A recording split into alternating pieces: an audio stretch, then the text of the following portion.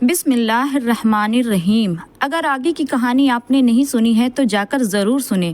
اس کے لیے آپ ہمارے چینل کو لائک، شیئر اور سبسکرائب کر لیں۔ چلیے کہانی کو شروع کرتے ہیں۔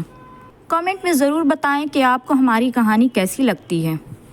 ابھی میری نظر کونے میں کھڑی ایک کالے برقعے میں ایک ملبوس عورت پہ پڑی۔ وہ مسلسل مجھے دیکھی جا رہی تھی۔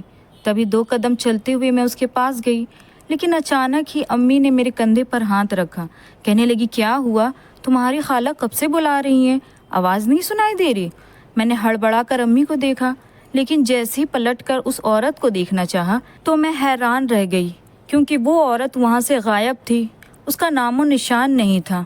پھر میرا رشتہ طے ہو گیا۔ شادی کی تاریخ 2 مہینے بعد کی رکھی تھی۔ میں نے اپنی زندگی کا فیصلہ امی ابو پر چھوڑ دیا تھا، لیکن ایک دن میں مدرسے سے سرٹیفکیٹ لے کر واپس آ رہی تھی جب راستے میں وہی عورت مجھے دکھائی دی۔ میں نہیں جانتی تھی کہ ہر وقت یہ میرے پیچھے کیوں پڑی رہتی ہے، لیکن وہ میرے پاس آئی۔ کہنے لگی، مجھے تم سے ایک کام ہے، دیکھو مجھے تمہاری مدد کی ضرورت ہے، تمہیں میری مدد کرنی پڑے گی ورنہ میں بہت مشکل سے دوچار ہو جاؤں گی۔ میں اسے حیران ہو کر کہنے لگی، کیسی مدد؟ تبھی اس نے میرا ہاتھ تھاما، میرے کان میں سرگوشی کرتے ہوئے کہنے لگی، میرے گھر چلو، پھر میں تمہیں بتاؤں گی۔ اب میں اس کے ساتھ اس کے گھر آ گئی۔ اس کے گھر میں عجیب ویرانی اور سناٹا تھا، لیکن سامنے ہی بستر پہ کوئی لیٹا ہوا تھا۔ میں نے جیسے ہی اس نوجوان کو دیکھا تو حیران رہ گئی۔ وہ ایک خوبصورت نوجوان تھا، لیکن شکل سے بیمار لگ رہا تھا۔ یہ کون ہے؟ میں گھبرا کر اس عورت سے پوچھنے لگی۔ وہ عورت اداسی سے کہنے لگی، یہ میرا بیٹا ہے، لیکن بیمار ہو گیا ہے، اسے دم کی ضرورت ہے۔ تم ایک حافظ قرآن لڑکی ہو، اس لیے میں چاہتی ہوں کہ تم اسے دم کرو۔ میں اسے کہنے لگی، لیکن علاج کرنے والا تو اللہ ہے، میں تو صرف ایک ذریعہ بن سکتی ہوں۔ میں اسے دم ضرور کروں گی، لیکن اسے ہوا کیا ہے؟ تو وہ عورت کہنے لگی، یہ دراصل جب سے جوان ہوا ہے تب سے ہی اس کی حالت ایسی ہے، نہ جانے اسے کیا ہو گیا ہے، لیکن مجھے کسی مولوی نے بتایا تھا کہ ایک حافظ قرآن لڑکی سے اسے دم کرواؤ، بہت جلد اسے آرام آ جائے گا۔ مجھے اس کی بات کچھ سمجھ میں نہیں آئی، لیکن پھر بھی اس نوجوان کی خوبصورتی دیکھ کر میں حیران تھی۔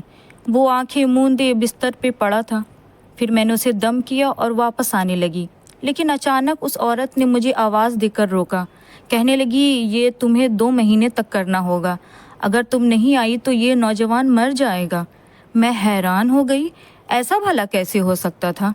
لیکن پھر بھی کسی کی زندگی کے لیے یہ ضروری تھا تو میں اس کی بات ماننے کے لیے تیار تھی۔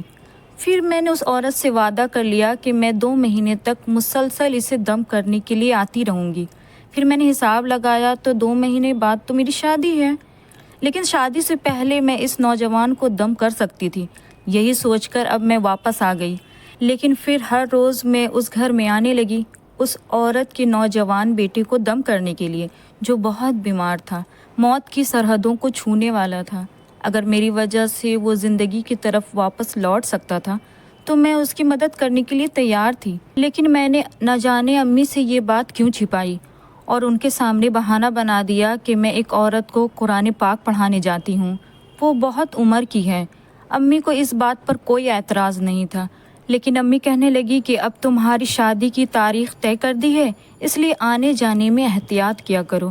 نہ جانے کیوں مجھے اس گھر میں آ کر سکون ملتا تھا۔ جب بھی میں اس نوجوان کے چہرے کو دیکھتی تو یہ مجھے اچھا لگنے لگتا۔ ابھی تک اس نے آنکھیں کھول کر مجھے نہیں دیکھا تھا۔ پھر 2 مہینے ایسے گزرے کہ پتہ ہی نہ چلا۔ وہ میرا آخری دن تھا۔ پھر میں اس عورت سے کہنے لگی کہ اب میں نہیں آ سکوں گی کیونکہ میری شادی ہے۔ اس عورت نے مجھے مبارکباد دی، کہنے لگی، میں تمہاری شادی کا تحفہ دینے ضرور آؤں گی، تم نے مجھ پر اتنا بڑا احسان کیا ہے۔ اب میں پلٹ کر واپس آنے والی تھی، لیکن اچانک ہی ایک بھاری آواز سنائی دی، تمہارا بہت بہت شکریہ، تم نے میری اتنی مدد کی۔ میں جوں ہی پلٹی تو میں حیران رہ گئی۔ وہ نوجوان تھا جو مجھے شکر گزار نظروں سے دیکھ رہا تھا۔ میں حیران رہ گئی۔ 2 مہینے سے اس نے کبھی مجھ سے بات نہیں کی، لیکن آج میرا آخری دن تھا، اس لیے یہ میرا شکریہ ادا کر رہا تھا۔ میں اس کی بات پر مسکرا دی اور گھر واپس چلی آئی۔ اب ہر طرف شہنائیاں بج رہی تھی کیونکہ میں دلہن بن کر اپنے سسرال رخصت ہونے والی تھی۔ میں ایک حافظ قرآن لڑکی تھی، لیکن نہ جانے میری قسمت کیسی تھی، یہ مجھے پتہ نہ تھا۔ اس کہانی میں جو آگے ہوتا ہے وہ جان کر آپ حیران ہو جائیں گے۔ اس کہانی کو آگے سننے کے لیے ہمارے چینل کو سبسکرائب کر لیں۔